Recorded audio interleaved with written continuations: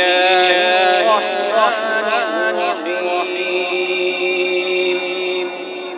يا بني إسرائيل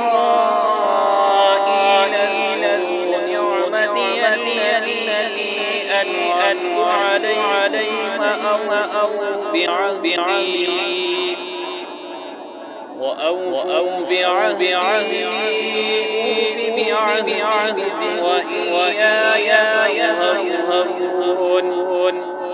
وآمنوا بما أنزل مصدقا لما معكم ولا تكونوا أول كافر به ولا تشتروا بآياتي ثمنا قليلا وإياي فاتقون.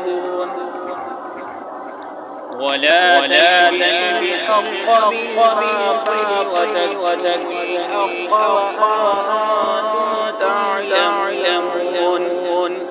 وأقيموا الصلاة وآتوا الزكاة واركعوا مع الراكعين.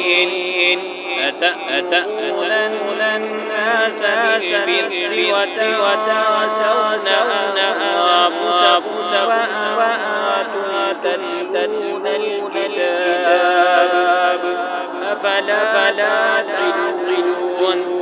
واستعينوا بالصبر والصلاة وإنها لكبيرة إلا على الخاشعين الذين يظنون أنهم ملاقو ربهم وأنهم إليه راجعون.